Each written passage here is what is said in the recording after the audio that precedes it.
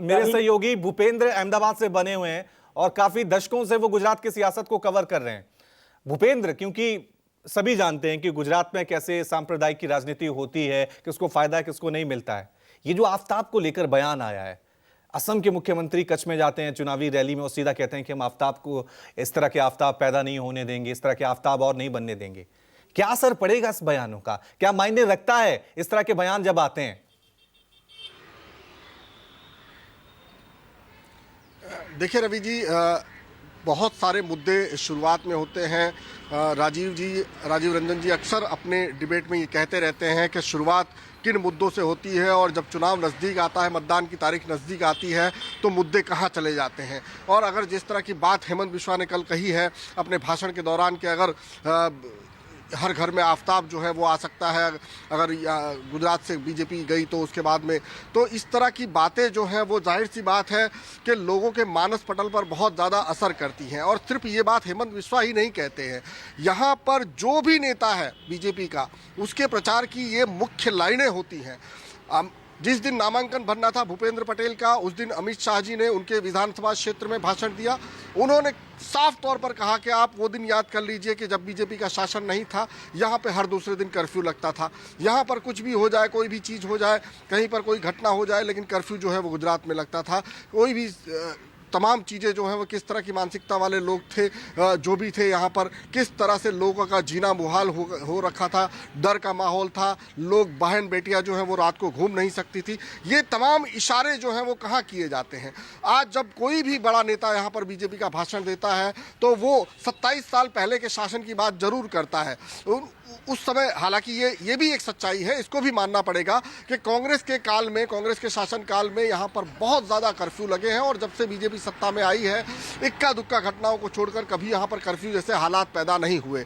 वरना इस तरह के हालात यहाँ पर थे कि कहीं भी, यहाँ तक कि पाकिस्तान और हिंदुस्तान की मैच हो और उसमें अगर कोई ऐसा मनपसंद नतीजा ना आए तो उसको लेकर यहाँ पर धमाल शुरू हो जाती थी, कर्फ्यू लग जाता था, कौमी दंगे शुरू हो जाते थे।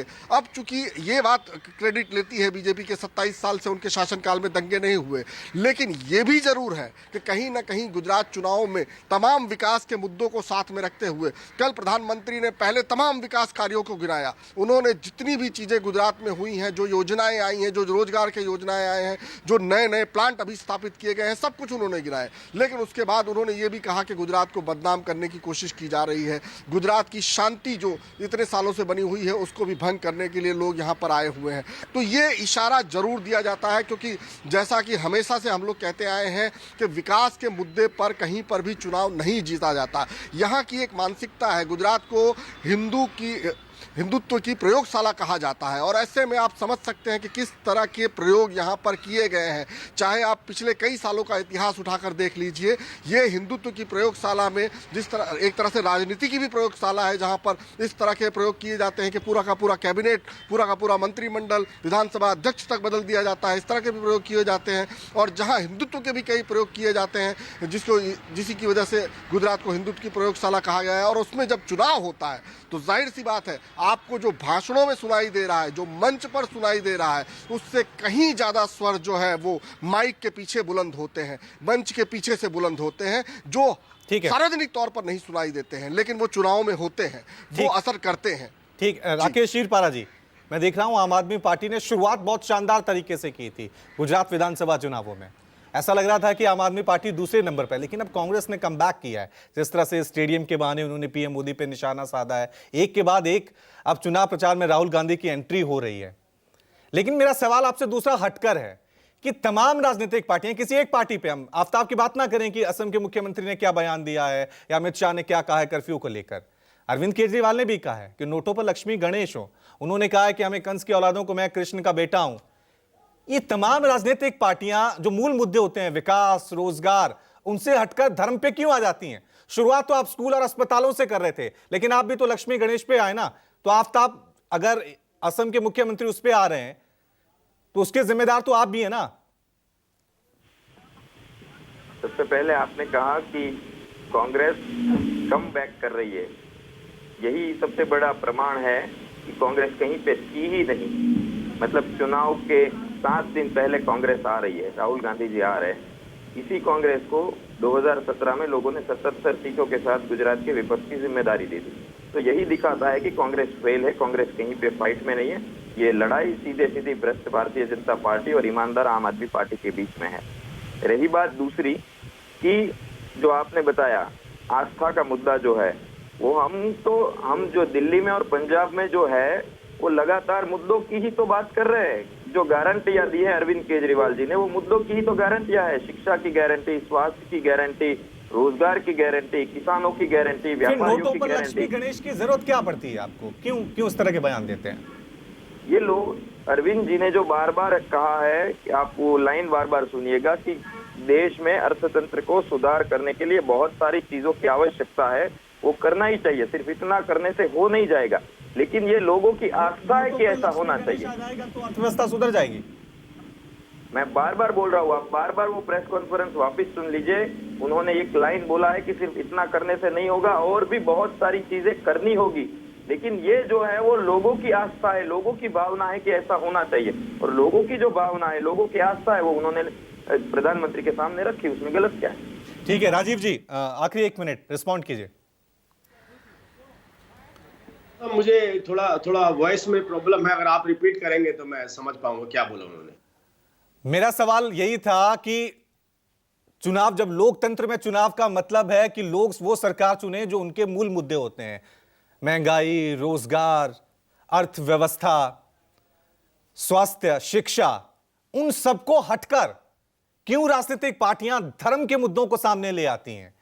क्यों आफताब का जिक्र हो जाता है? क्यों लक्ष्मी गणेश का जिक्र हो जाता है? ऐसी क्या जरूरत, ऐसी क्या मजबूरी है राजनीतिक पार्टियों की कि इन धर्म के हथियार का इस्तेमाल करना पड़ता है जीतने के लिए? आफताब के नाम पर मुंह पे उंगली रख ली जाए तो हम सेकुलर हो गए, और किसी ने इतना घृणित कार्य किया हो उसके ऊपर चर्चा करें तो हम देखिए हमारे बारे में फिर क्या सोचा जाएगा कि हम धर्म के आधार पर राजनीति। एक ऐसा काम हुआ है जिसकी जितनी निंदा की जाए उतनी कम, लेकिन राजनीतिक पार्टियों को मुंह से एक शब्द नहीं निकल रहा है। ये क्या है? ये धर्म के आधार पर राजनीति नहीं है तो क्या है बताइए? एक गुनहगार, एक कातिल, एक जल्लाद के ऊपर एक शब्द किसी राजनीतिक पार्टी के मुंह से नहीं निकल रहा है। इससे गंदी और ओछी राजनीति क्या हो सकती है धर्म के आधार पर? इससे नीचे गिरकर आप कौन सी राजनीति कर सकते हैं? सबसे बड़ा जो चेहरा आपका उजागर होना चाहिए वो इसी बात को लेकर के होना चाहिए। हम मंदिर में जाते हैं, हम धार्मिक हो गए, और ये हत्यारों के पक्ष में खड़े हो जाए तो ये धार्मिक नहीं हुए, ये सेकुलर हो गए, क्योंकि एक धर्म विशेष की बात हो रही है। अरे हमने तो धर्म की कहीं बात ही नहीं करी, हम तो एक नाम लेते हैं मुंह से, केवल नाम लिया आफताब। इन्हें लगा नहीं, आफताब के बारे में तो हम बोल नहीं सकते हैं, यह हमारी बंदिश है, हमारी पाबंदी है, नहीं बोल सकते हैं लोग। यही होती है धर्म की राजनीति। अरे हम कहते हैं कौन नहीं जाता, मंदिर जाए, मस्जिद जाए, गिरजाघर जाए, गुरुद्वारे जाए, सब लोग जाए, लेकिन यहां पर अगर कातिलों के पक्ष में भी खड़े हो जाएंगे तो इससे ओछी और गंदी राजनीति क्या होगी धर्म के आधार? लेकिन आफताब को किसी धर्म से जोड़ना, आफताब को किसी व्यक्ति से जोड़ना, नहीं लिया था। आफताब तो एक क्रिमिनल माइंड है ना, आफताब तो एक सन की सोच है ना, जिसका समाज से नाश होना चाहिए। अगर हम इस बहस को हिंदू मुसलमान की तरफ ले जाएंगे तो हम इस समस्या से कैसे निजात पाएंगे? निर्भया का जो कांड हुआ था उसमें मैं ये नहीं जानना चाह रहा, वो उनके नाम कुछ और थे, लेकिन सोच तो वही थी ना जो आफताब की थी, सोच तो उनकी वही थी ना राजीव जी। मैं कह रहा हूं यही बात तो समझने वाली है कि मैंने आफताब बोला, इन्होंने उसको एज मुसलमान समझ लिया, और क्योंकि मुसलमान समझ लिया अब सारी गुंजाइश उसके पास है, इसीलिए इनके मुंह से एक शब्द नहीं निकल रहा। मैंने तो कहीं मुसलमान नहीं बोला, कहीं हिंदू नहीं बोला, कहीं मैंने किसी धर्म का नाम लिया? बताइए। ठीक है, अभी इसी आफताब का नाम आफताब ना होकर के कुछ और हो जाए तो आप देखिएगा सबसे ज्यादा शोर यही मचाते हुए नजर आएंगे। चलिए देखते हैं गुजरात चुनाव में आफताब की एंट्री हो चुकी है। गुजरात चुनाव में बाहरी बनाम लोकल की एक लड़ाई पेश करने की कोशिश की जा रही है। अब देखना यह है कि गुजरात की जनता किन मुद्दों को ध्यान में रखकर वोट करेगी। हम बार बार आपको यही ध्यान दिलाने की कोशिश करते हैं कि आपके जो मूल मुद्दे हैं, शिक्षा, स्वास्थ्य, बेरोजगारी, महंगाई, इन मुद्दों को सबसे पहले ध्यान में रखें, बाकी मुद्दे बाद में आते हैं। बहुत बहुत शुक्रिया आप सभी का हमारे साथ जुड़ने के लिए। राजीव जी, सरस जी और राकेश जी, बहुत बहुत शुक्रिया। भूपेंद्र, आपका भी बहुत बहुत शुक्रिया हमारे साथ जुड़ने के लिए। एक छोटा सा ब्रेक ले रहे हैं, आप देखते रहिए News 24। नमस्कार, मैं हूं मानक गुप्ता। अगर आपको हमारा ये वीडियो पसंद आया हो तो इसे लाइक और शेयर जरूर करें और हां, हमें सब्सक्राइब और फॉलो करना ना भूलें ताकि आप देश और दुनिया की कोई खबर मिस ना करें। तो जुड़े रहिए हमारे साथ और देखते रहिए न्यूज़ 24।